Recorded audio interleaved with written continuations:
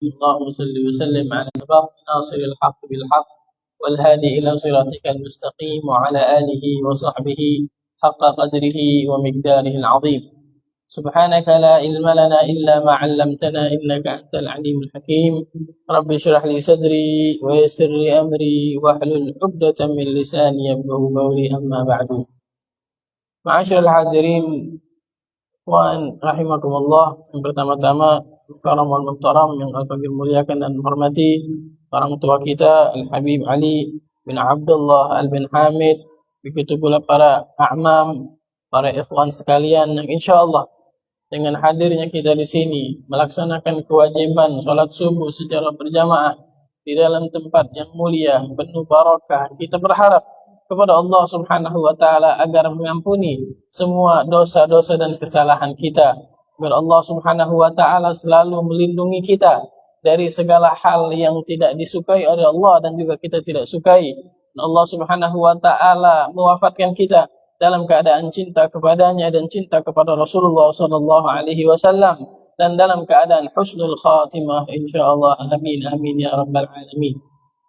Ma'asyiral hadirin yarhamni yarhamkumullah, melanjutkan daripada kitab Al-Atiyatul Haniyah yang dikarang oleh Barakatil Anam wa Alamil Islam Al-Qutub Al-Habib Ali bin Hasan bin Abdullah bin Husain ibn Sahib Al-Ratib Umar bin Abdul Rahman Al-Attas.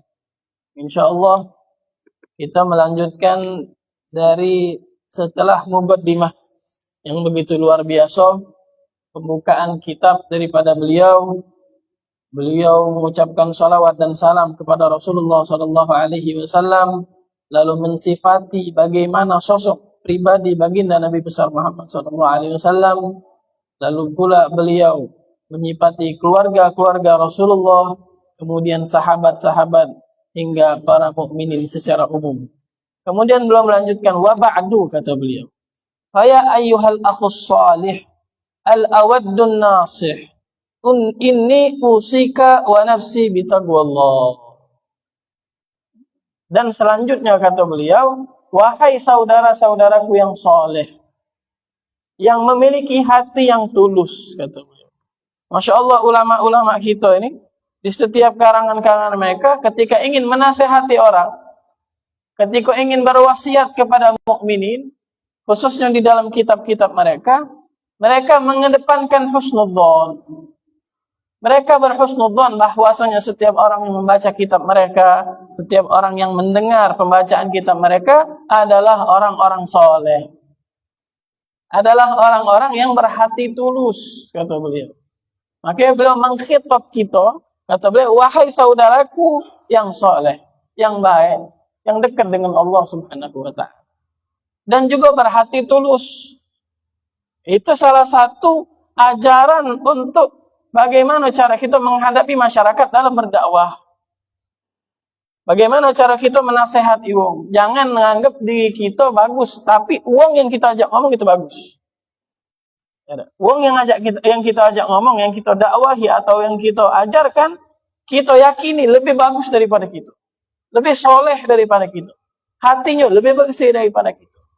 Itulah sering di dalam kitab Al-Imam Al-Haddad, kita para salaf-salaf kita, mereka itu mengkhitab orang-orang baik dengan panggilan-panggilan yang baik. Apa kata beliau? Beliau lanjutkan, inni usika wa nafsi bitaqwallah. Itu kunci yang pertama. Bahwasanya aku mewasiatkan, kata beliau, kepada diriku dulu. Wasiat itu kepada yang ngomong dulu. Dan kepada sekalian umat Islam untuk bertakwa kepada Allah Subhanahu wa ta'ala. Wasiyat Rabbil Alamin fi kitabihil mubin lil awwalina wal akhirin.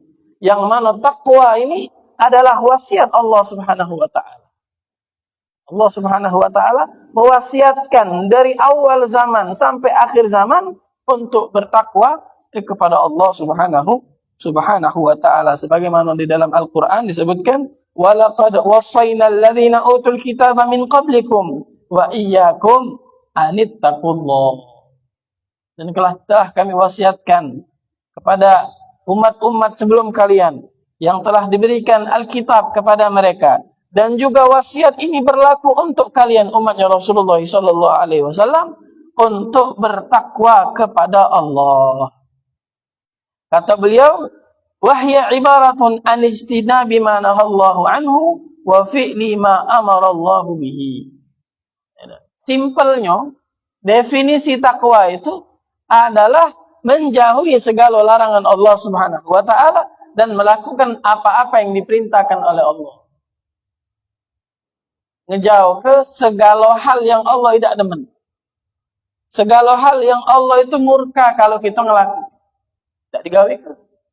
Dan melakukan apa-apa yang Allah perintahkan. Kalau ngomong lemah, tapi mempraktekkannya, apakah setiap orang bisa? Belum tentu.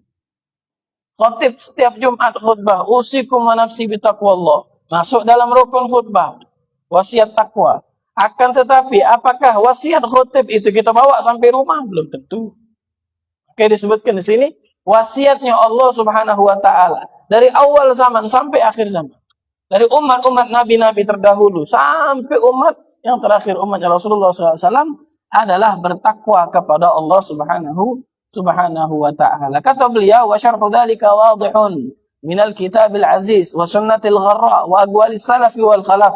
Falaysa yuhtaju ba'dal iyan ilal bayan.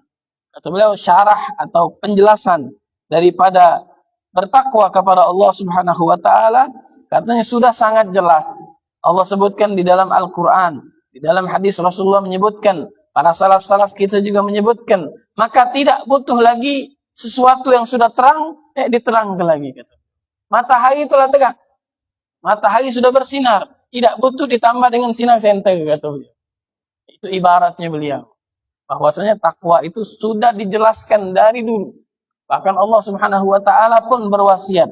Di antaranya dikumpulkan oleh Al-Imam Al-Haddad di dalam kitab An-Nasaihud Diniyah, perkara ayat-ayat Allah Subhanahu wa taala tentang takwa. Disebutkan Allah Subhanahu wa taala menyatakan, ya ayyuhalladzina amanu taqullaha haqqa tuqatih. Allah Subhanahu wa taala memerintahkan hamba-hambanya yang beriman, yang merasa dirinya masih ada iman, bertakwa kepada Allah dengan sebenar-benarnya takwa. Seolah-olah di sini Allah Subhanahu wa taala telah mengumpulkan dalam sifat ketakwaan ini semua kebaikan yang ada di dunia dan yang ada di akhirat. Jadi sukses dunia sama sukses akhirat itu katanya didapatkan dengan takwa kepada Allah Subhanahu wa taala. Kemudian Allah Subhanahu wa taala berwasiat tadi, walaqad wasayna alladziina utul kitaba min qablikum wa iyyakum anittaqullah. Kemudian Allah mengatakan wattaqullah wa'lamu annallaha ma'al muttaqin.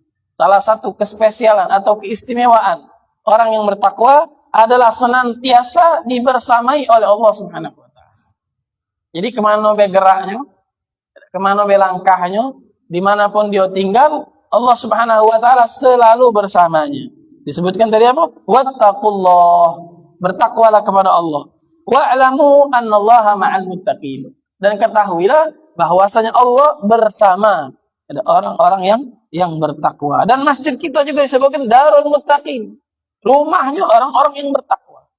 Dan insyaallah kita masuk dalam kategori orang-orang yang bertakwa.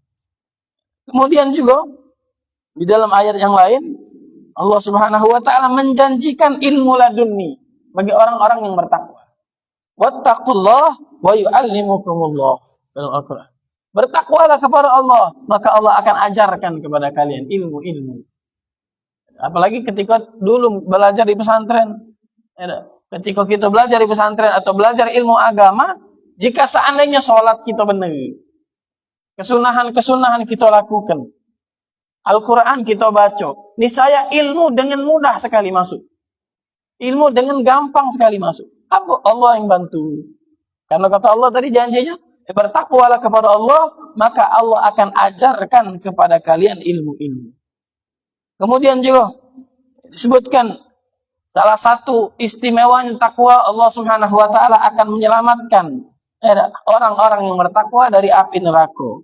Wa in minkum illa wariduha kana 'ala rabbika hatman maqdiya thumma nunajjil ladzina taqaw wa nadharu adh-dhalimina fiha jiziyah.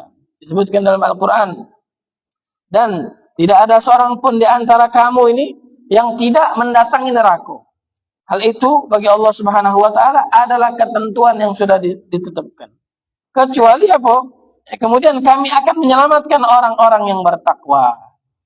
Tsumma nunajjil ladzina taqaw wa nazaru adh-dhalimina fiha jithya, dan kami akan membiarkan orang-orang zalim di dalam neraka dalam keadaan berlutut. Jadi Allah Subhanahu wa taala menyelamatkan orang-orang yang bertakwa di dalam dari api neraka. Kemudian Allah menjanjikan masuk ke dalam surga. Tilkal jannatul lati nurithu min ibadina man kana taqiyya. Jadi yang mendapatkan ke surganya Allah berikan surga tersebut, Allah persiapkan bagi orang-orang yang bertakwa. Nah, di antaranya juga keistimewaan takwa itu katanya mengeluarkan seseorang dari kesulitan. Mengeluarkan seseorang dari kesempitan dan mendatangkan rezeki min haitsu la yahtasib. Mendatangkan rezeki dari arah yang tidak terduga-duga. Itu di antara keistimewaan takwa. Makanya kadang kalau seandainya ada wong, tiba-tiba datang misalnya ke orang-orang soleh atau ulama-ulama, minta ijazah tiba-tiba. Ijazah apa? Biar rezeki lancar. Ijazah apa? Biar bisnisnya dipermudah. Kapan ditanya sholat 5 waktu dah? Masih belum. Berarti belum takwa tadi. Kita tingkatkan ketakwaan dulu kepada Allah Subhanahu wa taala. Kewajiban yang Allah perintahkan kepada kita lakukan, di situlah Allah Subhanahu wa taala akan membuka segala kesulitan. Mendatangkan segala rezeki-rezeki yang tidak diduga-duga. Sebutkan dalam Al-Qur'an, "Wa may yattaqillaha yaj'al lahu makhraja." Barang siapa yang bertakwa kepada Allah Subhanahu wa taala, Allah berikan kepadanya jalan keluar dari segala kesulitan. Kadang nyari jalan keluar itu menempatkan Allah Subhanahu wa taala di akhir manusia nih kan. Susah misalnya ngelobi fulan, tidak kena. Nelpon fulan minta tolong, tidak kena. Tidak kata baca nolong. Terakhir baru kembali kepada Allah Subhanahu wa taala. Mestinya kita ini sadar dan menempatkan posisi Allah di pertama. Kalau kita utamakan Allah, maka Allah akan mengutamakan kita. Kalau kita memprioritaskan Allah, maka Allah pun akan memprioritaskan kita. Kemudian kata Allah, wa yarzuqhu min haitsu la yahtasib. Allah Subhanahu wa taala akan memberikan rezeki kepada hamba yang bertakwa dari arah yang tidak terduga-duga.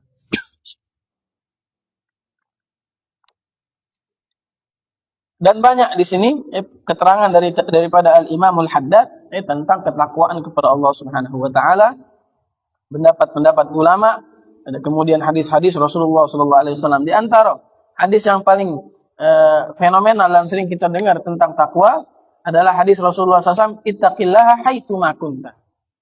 Ittaqillaha haitsu ma kunta. Bertakwalah kepada Allah dimanapun engkau berada.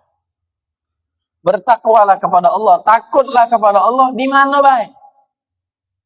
Nak di rumah, nak di kamar, nak di luar negeri, nak di dalam negeri, nak di Palembang, nak di luar Palembang. Baik di masjid, di pasar atau di mana baik. Ittaqullah kata Rasul. Bertakwalah kepada Allah dimanapun engkau berada. Dan pesan kedua, wa atbi'il sayyi'atal hasanah tamhuha. Dan juga kalau seandainya engkau melakukan keburukan, melakukan dosa, melakukan kesalahan, habis itu cepat-cepatlah melakukan kebaikan. Cepat-cepatlah melakukan kebaikan. Maka kebaikan ini akan menghapus dosa tadi. Kemudian kata Rasulullah, wa khaliqin nas bi khuluqin hasan. Dan bergaullah kepada orang-orang dengan akhlak yang baik. Antara tadi pesannya adalah bertakwa kepada Allah dimanapun kita berada. Tetapi Al-Imam Al-Haddad menyebutkan juga dalam kitab An-Nasaih Ad-Dunya, walan yastati'ul 'abd walau kana lahu alfi nafasin ila nafasi wa alfi umrin ila umri an yattaqillaha haqqa tuqatih walau anfaqa jami'a dzalika fi ta'atillahi wa mahabbihi. Di antara kata beliau, seseorang hamba itu tidak bisa 100% nak bertakwa nian sama Allah, tidak bisa. Meskipun kata beliau punya 1000 nyawa. Meskipun kata beliau juga punya 1000 kali umur yang sama. Hidup itu berulang 1000 kali. Pengen takwa 100% tidak bisa. Kayak kita yang dipandang oleh Allah Subhanahu wa taala adalah perjuangan kita untuk mencapai ketakwaan. Salat tetap salat. Meskipun maksiat kadang-kadang tetap salat. Meskipun kadang-kadang melanggar perintah Allah, tapi tetap sadar dan kembali kepada Allah Subhanahu wa taala. Jadi tidak 100% dari lahir sampai meninggal bersih, tidak. Tidak memungkiri bahwasanya manusia ini melakukan kesalahan dan dosa. Tapi kata Rasul tadi, setelah kita melakukan dosa, kesalahan atau apapun itu, bersegeralah bertaubat dan melakukan kebaikan.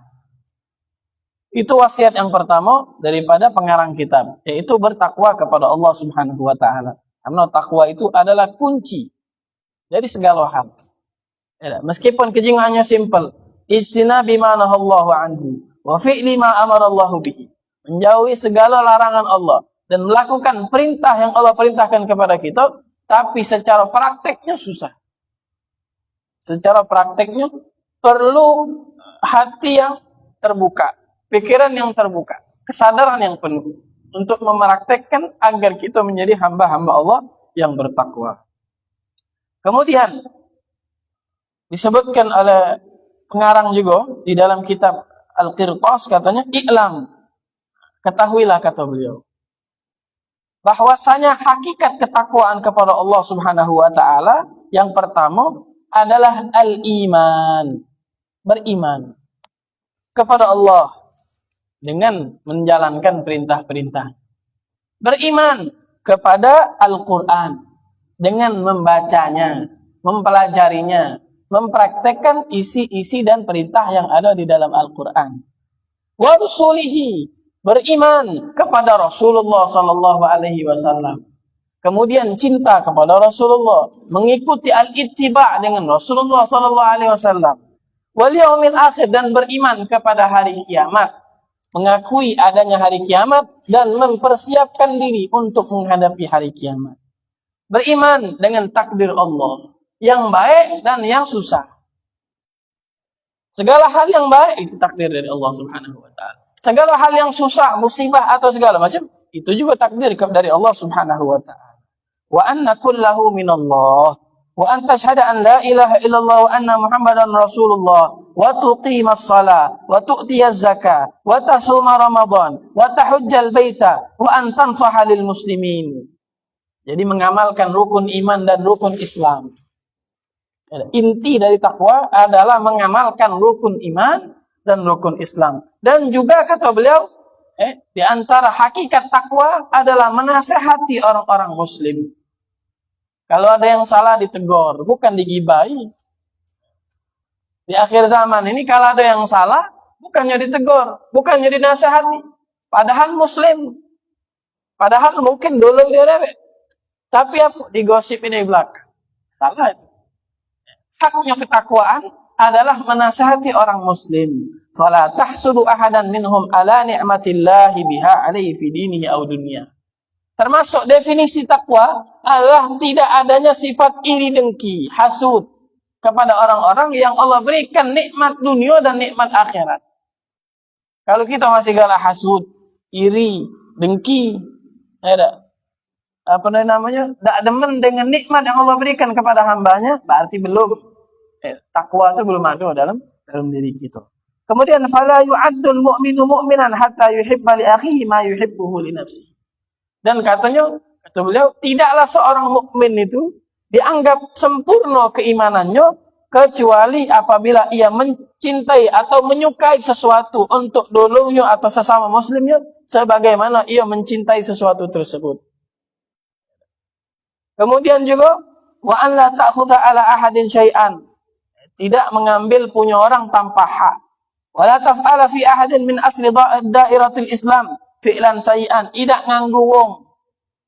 Kemudian wala taqula fi ahadin maqalatan yakrahuha, tidak menyakiti hati orang dengan perkataan. Wala tadhunna bi ahadin minal mu'minin su'an, tidak su'udzon sama wong. Wala takhudha fi ma la ya'nik, dan tidak masuk ke dalam perkara yang bukan urusan kita. Tidak ngurusi urusan wong yang sekiranya itu urusan pribadi. Itu di antara Wala tabkhal bima la yughnik, dan juga tidak bakhil terhadap sesuatu yang tidak membuatmu kaya. Dia bakhil. Sedekah jalan, kemudian minimal kata Rasul dengan senyuman. Inilah sedekah, tidak senyum jarang. Nah, katanya belum nyampe hakikat ketakwaan kepada Allah. Orang-orang yang bisa mencapai hakikat bertakwa kepada Allah adalah yang memenuhi definisi rukun iman, rukun Islam, dan menjalankan hak-hak sesama muslim. Itu. Kemudian wasiat yang kedua, kata beliau, "Tsumma alladhi usika bihi wa uharriduka alaih," yang aku ajak engkau itu untuk mendekat kepadanya, yaitu apa? Anta takhallaqa birrahmatit tamah li khalqillahi ammah. Yaitu berakhlak yang sempurna. Yaitu apa akhlaknya? Memiliki rasa kasih sayang, rahmah kepada semua makhluk Allah. Ada rasa cinta, ada rasa kasih sayang kepada seluruh makhluk Allah. Jangan pandang wongnya, tapi pandang siapa yang nyipta ke dia. Jangan pandang wongnya, tapi pandang umat siapa dia. Umatnya Rasulullah sallallahu alaihi wa ala alihi wa sahbihi wasallam. Min adamin wa ghairi la siyamal muslimin. Apalagi orang-orang Islam katanya. Baik manusia atau selain manusia, dan terlebih khususnya orang-orang muslim. Karena Rasulullah SAW itu sangat-sangat cinta sama umat. Rasul SAW sangat sayang dengan umatnya. Bahkan disebutkan, wa ma arsalnaka illa rahmatan lil alamin. Tidaklah kami mengutusmu wahai Muhammad kecuali sebagai pembawa kasih sayang. Bawa kasih sayang, menyebarkan kasih sayang kepada semesta alam. Madai kita sebagai umat Rasulullah SAW malah mematahkan kasih sayang tadi. Kayak susah. Disebutkan dalam riwayat hadis, Sayyidatuna Aisyah radhiyallahu taala anha, beliau ini minta doa sama Rasulullah. Wahai Rasulullah, tolong doakan. Akhirnya Rasulullah SAW mengangkat tangannya lalu berdoa, Allahumma ghafir li Aisyah ma taqaddama min dhanbiha wa ma ta'akhkhar wa ma asarrat wa ma a'lanat. Ya Allah, ampunilah dosa-dosa Aisyah, baik dosa masa lalu dan dosa yang akan datang. Baik dosa itu yang dia singitkan dari wong, yang wong tidak tahu, atau dosa yang diketahui wong. Akhirnya Sayyidatuna Aisyah gembira, senang. Senyum-senyum karena apa? Dapat doa Rasulullah SAW. Apa kata Rasulullah SAW? Tahu tak wahai Aisyah? Wallahi innaha la da'wati li ummati fi kulli salat. Demi Allah, doa itu adalah doa yang kubacakan untuk umatku setiap sholat. Jadi setiap habis sholat, Rasulullah SAW doa kita. Apa doanya? Agar semua umatnya diampuni oleh Allah Subhanahu wa ta'ala. Agar seluruh dosa-dosa umatnya, baik dosa itu diketahui wong atau dosa sembunyi-sembunyi. Ketika lagi dewaan, Rasulullah SAW lebih dulu minta ampun kepada Allah Subhanahu Wa Taala untuk umat. Ada kita belum ada, umatnya belum ada. Tapi Rasulullah SAW telah memintakan ampunan kepada Allah Subhanahu Wa Taala. Di antaranya dalam hadis yang lain, diriwayatkan dalam Sahih Muslim, disebutkan bahwasanya Rasulullah SAW pada suatu keadaan membaca Al-Quran.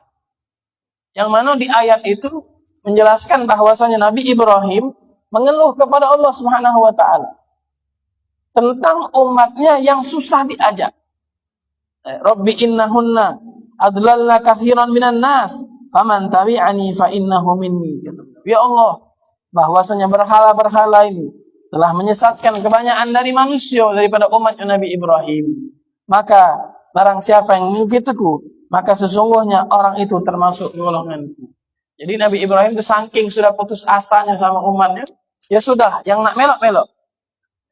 Yang masih nak nyembah berhala, ajulah sana. Tidak kata urusan. Turun asap, salah kalau kamu dia. Kemudian Nabi Isa alaihissalam disebutkan dalam Al-Quran, in tu'adzibhum fa innahum ibadu, wa in taghfir lahum fa innaka antal azizul hakim. Ya Allah, kalau seandainya engkau pengen azab, mereka azab sudah. Mereka itu adalah hamba-hamba. Tapi kalau seandainya engkau ampuni, maka engkau itu maha agung, maha mulia, dan maha bijaksana. Rasulullah sedih dengan ayat ini. Sebegitunya umat-umat terdahulu nabi-nabi mereka. Akhirnya Rasulullah nangis. Ya, apa kata Rasulullah? Farafa ayadeh, bila mengangkat tangannya, Allahumma ummati ummati fabaka. Ya Allah, umatku, umatku, kemudian Rasulullah menangis. Jadi Rasulullah memikirkan umat-umatnya yang banyak dosa. Umat-umatnya yang tidak mau bertakwa kepada Allah. Dipikirkan oleh Rasulullah SAW. Sampai menangis. Kalau nabi-nabi terdahulu, umatnya tidak galak melok, ya sudah, lepas tanggung jawab. Turun azab. Tapi Rasulullah memikirkan. Sampai menangis beliau. Itu rahmatnya Rasulullah SAW. Akhirnya, katanya, malaikat Jibril diperintahkan oleh Allah Subhanahu wa taala untuk nanya. Wahai Jibril, turun ke bumi, tanyakan kepada Muhammad apa yang membuat dia nangis. Sebenarnya Allah Maha tahu, tapi karena perhatian Allah Subhanahu wa taala kepada Rasulullah sallallahu alaihi wasallam. Akhirnya diceritakan oleh Rasulullah SAW kepada malaikat Jibril, wahai Jibril, aku mengkhawatirkan umatku. Cak mano kayak mereka. Takut turun azab kepada umat atas segala dosa-dosa yang dilakukan oleh umat. Kepikiran Rasulullah SAW. Akhirnya apa kata Allah Subhanahu wa taala? Ya Jibril, idhab ila Muhammad faqul inna sanurdika fi ummatika wala nasu'uka. Wahai Jibril, pergi ke Muhammad, lalu katakan pesan ini kepadanya, bahwasanya kami akan membuat Muhammad ridha dan puas dengan umatnya, dan kami tidak membuat Muhammad Rasulullah SAW bersedih karena umatnya. Rasulullah SAW sangat-sangat memikirkan umatnya. Bahkan beliau mengatakan syafaati li ahlil kabairi min ummat. Syafaati li ahlil kabairi min ummati. Ditulis hadis ini di Raudhatus Syarifah. Kalau antum mungkin ziarah atau pernah umrah atau haji, ziarah ke Rasulullah, ada di Raudhah itu dekat mimbarnya Rasulullah tulisan syafaati li ahlil kabairi min ummati. Syafaatku, pertolonganku untuk pelaku dosa besar dari umat. Saking beliau cinta sama umat.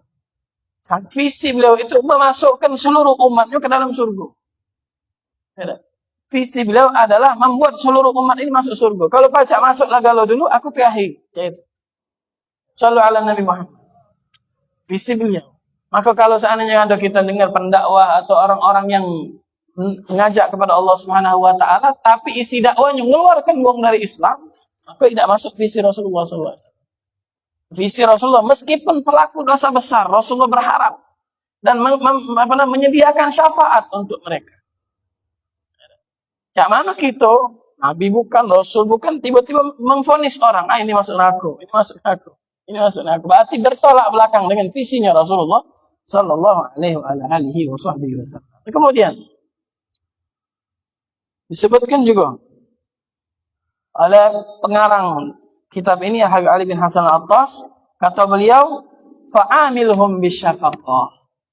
Maka wasiatku kepada kalian, kata beliau, bermuamalahlah, bergaullah dengan orang-orang itu dengan membawa sifat kasih sayang. Sebagaimana Rasulullah SAW telah mencontohkannya kepada kita. Hatta man yu'adika wa yahsunuka. Ini agak susah. Meskipun sama wong yang memusuhimu, kata. Meskipun sama wong iri dengki kepadamu. Fa innal insan dhaif. Fashhad haqiqata dha'fihi wa dha'fi wasfihi.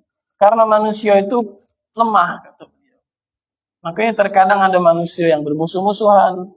Terkadang ada yang iri, saling iri. Kemudian, maka lihatlah kelemahan itu. Dan berikan uzur kepada mereka. Orang-orang yang memusuhimu, kata. Dengan apa? Dengan berbuat baik kepada mereka. Dengan menyambung tali silaturahmi yang mungkin pernah terputus. Disebutkan juga di sini katanya, Rasulullah SAW berpesan, tasil man qata'aka wa tu'ti man haramaka wa ta'fu amman dhalamaka. Apa pesannya Nabi Muhammad? Hakikat keutamaan akhlak, Rasulullah. Kalau kita nak tahu kita ni wong berakhlak atau tidak, di antaranya menyambung tali silaturahmi kepada orang yang memutuskannya. Mungkin pernah ada salah, mungkin tidak bertegur kan? Kita pertama kali nyambung tali silaturahmi tadi. Inilah adalah hakikatnya akhlak, kata Rasulullah. menyambung tali silaturahmi yang terputus. Wa tu'ti man haramaka. Hakikatnya akhlak adalah engkau memberikan hadiah kepada orang yang tidak pernah nunjuk hadiah. Itu hakikatul akhlak. Tapi kalau nunjuk hadiah kepada orang yang hanya memberi hadiah sama kita, katanya ini akhlakut tujjar. Akhlaknya pedagang. Fulan nunjuk hadiah sama kita, oi balas hadiah. Gak saling balas. Nah, itu namanya akhlakut tujjar. Sama-sama menguntungkan. Tapi akhlak kata Rasulullah SAW, hakikatnya akhlak, sebaik-baiknya akhlak adalah memberi kepada orang yang tidak pernah memberi. Atau memberi kepada orang yang tidak mau memberi kepada kita. Kita tunjuk. Itu hakikatul akhlak atau sebenar-benarnya akhlak. Wa ta'fu amman zalamak, dan memaafkan wong-wong yang zalim sama kita. Itu adalah kesempurnaan akhlak.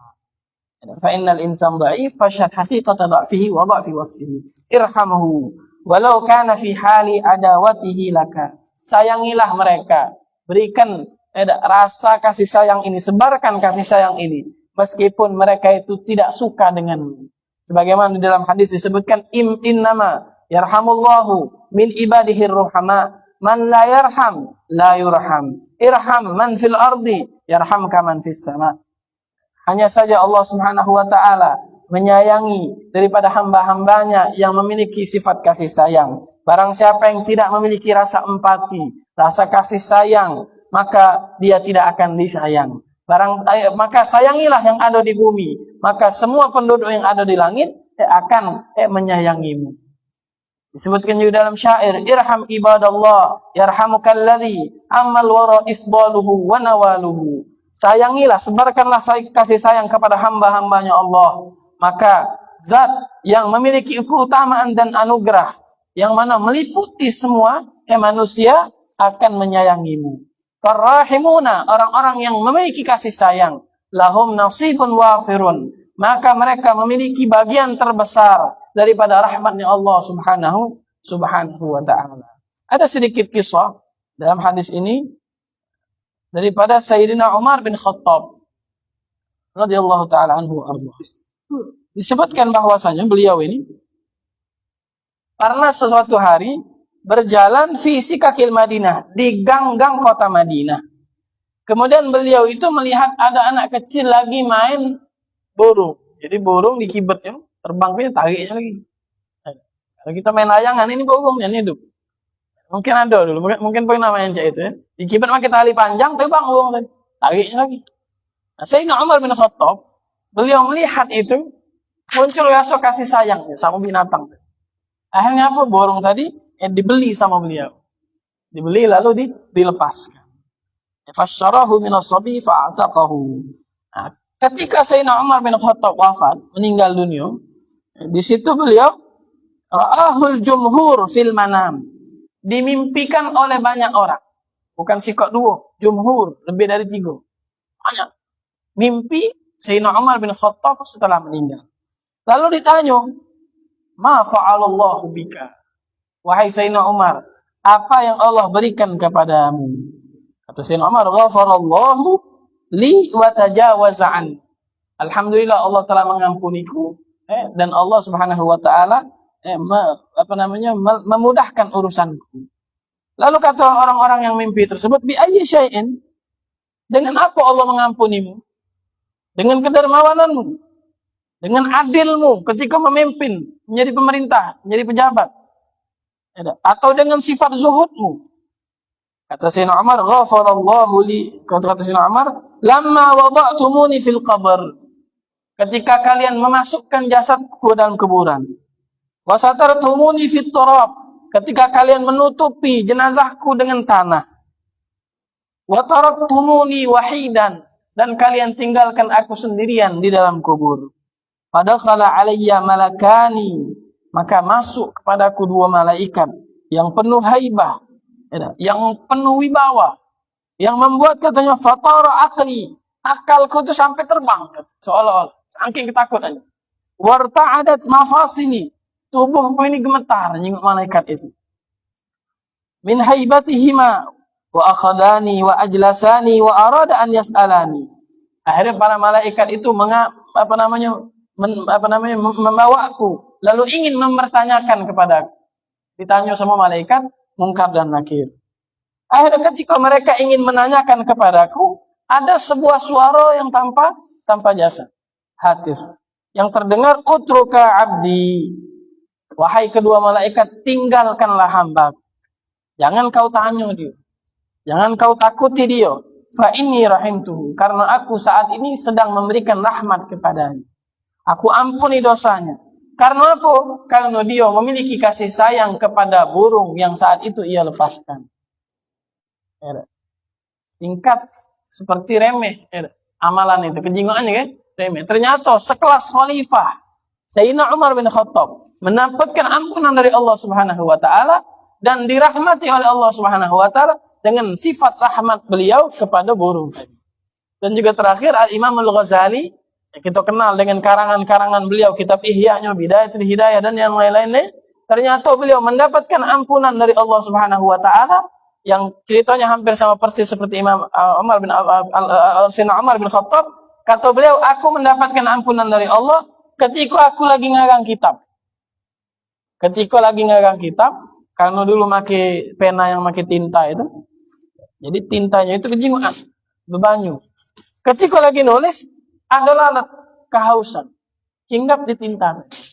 Ternyata, kata beliau, lalat itu meminum tinta itu. Karena kasih sayangku kepada lalat ini, kubiarkan. Tidak lanjut nulis, didiam kedua. Sampai lalat tadi kenyang. Ternyata dengan lalat itu minum tinta ini, rahmat kasih sayang itu, Allah ampuni seluruh dosa-dosaku. Allah permudah urusanku di akhirat. Ternyata kata, bukan karena kitab-kitab yang kukarang atau yang lain-lain, tapi karena lalat ini. Yang kelihatannya remeh dan yang kelihatannya tidak ada apa-apanya. Tapi syahidnya katanya sifat kasih sayang tadi. Maka insya Allah kita sebarkanlah kasih sayang. Saling mengasihi, saling menyayangi. Apalagi terlebih-lebih lagi kepada umatnya Rasulullah Sallallahu Alaihi Wasallam. Saling memberikan manfaat. Bukan saling menjatuhkan, bukan saling mendorong-mendorong, bukan saling menyakit-menyakiti, tapi saling menyebarkan kasih sayang. Katanya orang yang menyebarkan kasih sayang di dunia, yang menyebarkan kasih sayang di bumi, maka penduduk langit semuanya akan sayang kepada dia. Akan dipermudah dan diberikan sebuah tempat khusus dari Allah Subhanahu wa taala. Insyaallah dua wasiat ini, wasiat ketakwaan kepada Allah dan wasiat menyebarkan kasih sayang ini menjadi sebuah hadiah untuk kita dan kita amalkan di keseharian kita, dan insyaallah dengan berkat kita menjalankan apa-apa yang telah kita ketahui membawa ridha dari Allah Subhanahu wa taala, dari Rasulullah sallallahu alaihi wasallam, dan kita termasuk hamba-hamba yang menempati tempat khusus di sisi Rasulullah sallallahu alaihi wasallam. Amin amin ya rabbal alamin. Mungkin hanya itu yang dapat saya sampaikan. Wal afu minkum. Wassalamualaikum warahmatullahi wabarakatuh.